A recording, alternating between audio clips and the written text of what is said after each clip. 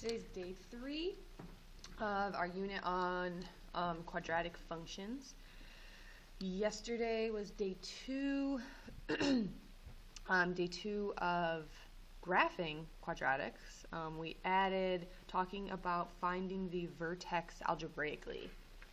So for question number 1, now I didn't ask you to do this. I know I did on number 3, but I did, just in case you were practicing, I did show you how to find the axis of symmetry algebraically.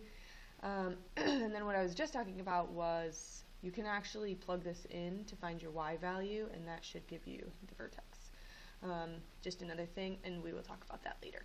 So there's number 1. Number 2, I gave you another quadratic binomial. Just remember, if there's no x term, you can rewrite it if you would like, just so you can remember that there's a 0 in the x, which is your b, and that helps you find the axis of symmetry algebraically. So we have the y-axis is our axis of symmetry, which is the line x equals 0. Please make sure that for all of your axis of symmetry answers that you put not just the number 0, but I need the equation. Okay, to get full credit, you need the equation. Also, for the solutions, if you remember, this is not a coordinate. Okay, this is saying the number -2 and 2 is where it crosses. So you also could write -2, 0, and 2, 0.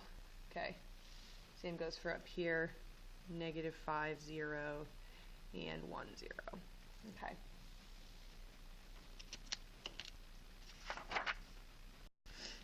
Okay, for question number 3, now this one I did ask you to find it algebraically, so please make sure you did do that. If you didn't, please write it down. So b is a positive 6 right here. Remember, this is a, b, c. So a equals 1 and b equals 6. That's what we were looking for. And then right down here we have the y-intercept. Remember that c is equal to the y-intercept. Okay. And number 4, and I'll put 5 up too. Okay, so here's our turning point. Remember, I asked you to kind of get into the habit of circling that. It's just easier, and really that's how you can make sure that you can find that. Another thing I showed you on this paper is this is how you would solve this algebraically. So you find the axis of symmetry, that gives you your x coordinate, and then your y coordinate, you substitute it in, and you'll find your turning point. Okay? And then when you're finding your zeros, remember, you just circle those. I circle them. That just makes me remember that those are where you cross the y-intercept. So you have that right there. Alright, so today we are going to talk about how we find the vertex of a parabola.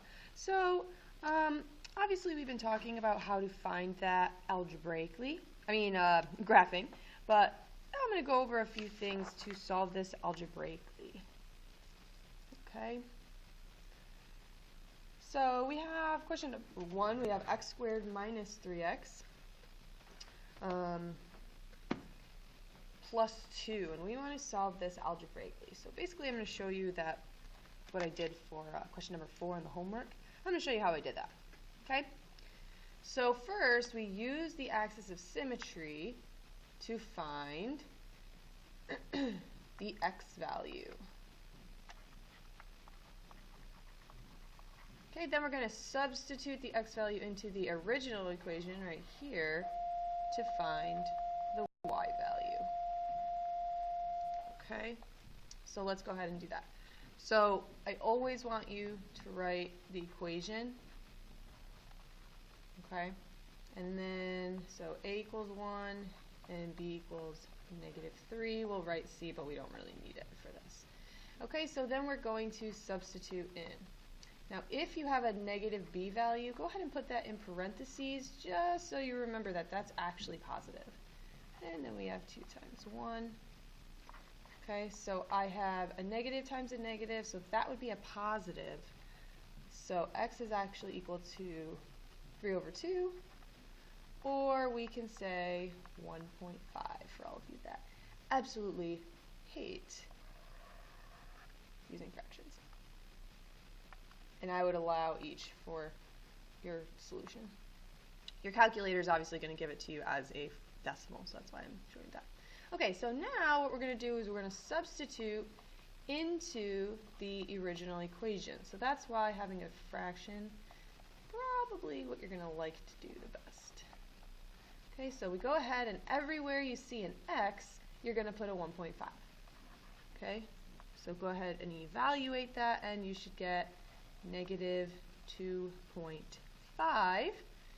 So this means my vertex is 1.5, negative 2.5. I know it's an ugly number, but your vertex is not always going to be on an integer.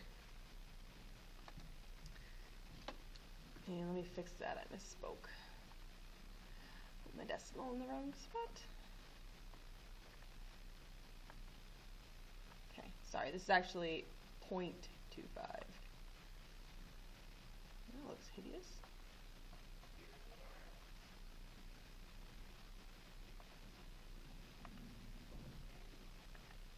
There we go. Now remember, you can always check on your calculator by entering the functions. So enter the function x squared minus 3x plus 2, and then you hit second calc min. Remember, do your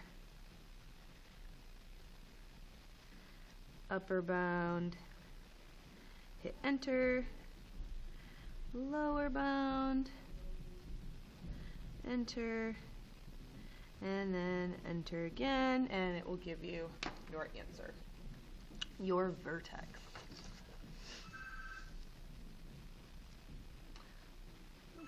Hold that phone and go answer the phone. Alright, number 2, I know we only did one example, but I have faith in you guys. So number 2 is going to be homework. Alright, on to number 3. Okay, so far I've been telling you to look for the axis or the vertex based on the symmetry. Well, what you should notice is that right here we do have symmetry, okay? But the problem is that the vertex, so let's think of our vertex, okay? Our vertex is right here, all right? There's only one point.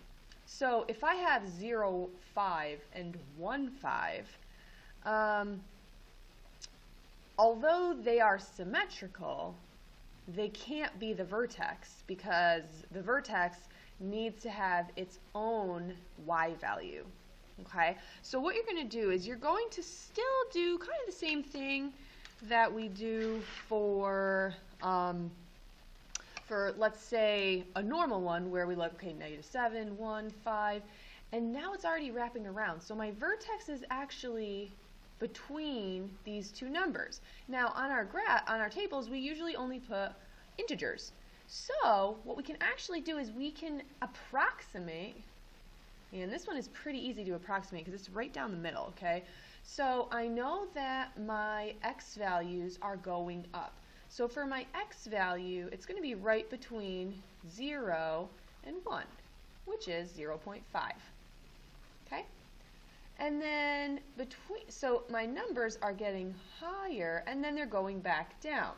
So if my numbers are getting higher, I'm going to actually approximate this at about 5.5. So that is my approximate. So it's probably not perfect, but it's pretty darn close.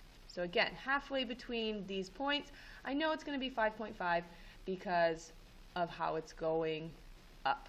And then it turns back around. Okay?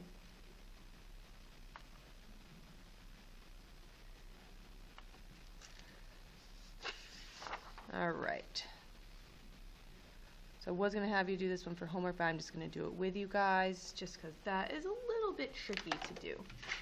Okay, so again, we look. It's going down, down, down, down. Okay, so right here, we know that my vertex has to be between these two. So between -3 and -2, halfway between, would be -2.5. And I see that these are going down, so this is going to be -3.5. Okay, so again, you use how it's going down, down, down, down, down, and you're going to make an approximate. Okay, so again, this might not be perfect, but we don't have the function, so we have to find a way to figure out what that vertex is without actually knowing the function. Okay, so now we're going to do the same thing, but we're going to do it on a graph. So again, I know my vertex is right here. So I'm going to count my x. So 1, 2, 3, 4, 5, 6, 7. So I have 6 and 7 right here. So this is about halfway. So we're going to say this is 6.5. Okay. And then I'm going to look. So if you, and I'm going to erase this for a second just so you can kind of see. And obviously on your paper it's a little bit easier. So as you can see, if you follow along, so let's see, 1, 2, 3, 4, 5, 6. So it's a little bit lower than 6. We'll say it's like right about here. Okay, so it's not quite halfway. So I'm going to say that it's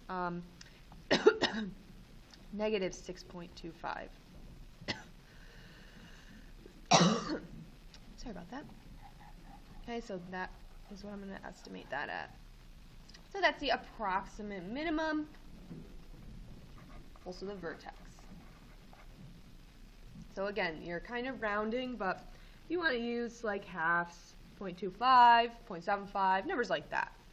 Okay, you're not probably going to use like 6.1. You don't have to get that close. All right, number 6, homework. Try it on your own. Remember, this is the vertex, so try that one.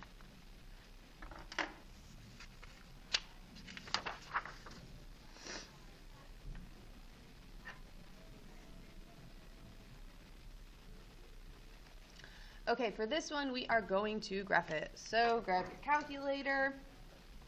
So this is basically what we have been doing so far. So 9x squared minus 4. Go ahead and graph that. All right, so we see it opens upward. Remember, it's always nice to have kind of a general idea. Okay, I'll look at my graph. All right, so I have a nice idea of where it turns around. So I'll just copy that down. So x, y, I'm going to start at -2. So 32, -1, 5, 0, -4, 1, 5.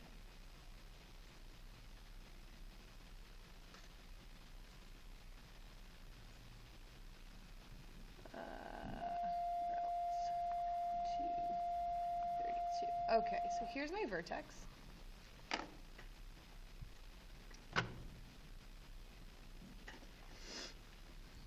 Okay, so I know my domain is all real numbers.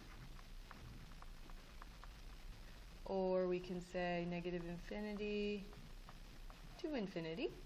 Our range is going to be y. A is plus, so it's going to be greater than or equal to, and then whatever the y value is, so -4. So this is actually our vertex and our y-intercept. So go ahead and graph that.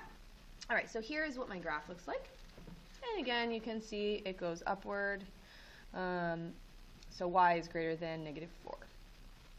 Okay, so the next thing we're going to do is we are going to look at the roots. We're going to approximate the roots. So I'm going to show you how to do that on the calculator, because you can't really do that. Okay. So this was, what did we say? 0, -4. Okay. So to approximate your roots, Okay, I'm going to have you go to second calc, and you're going to go to 0. Okay, so these are our zeros. So we have to do one at a time. So you're going to scroll until you're up above the 0. Press enter. Below the 0. And then you're going to press enter. Okay. So my first 0 is going to be negative 0.670. Okay. It does look symmetrical, so I'm going to guess that it's positive 0.67, but let's do that one again. Okay, so go to calc, go down to 0. Now we're going to go below the other 0, above it, and then enter one more time. And now we have a positive 0.670.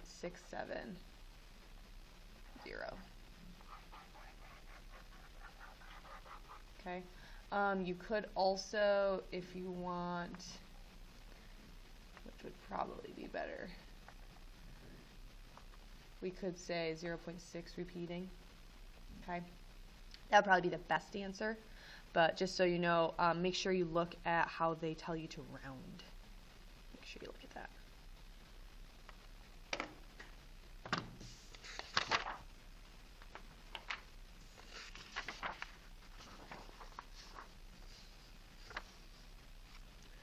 Okay, number 8 and 9,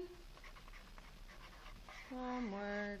Okay, so again, homework is number 2, 6, 8, 9.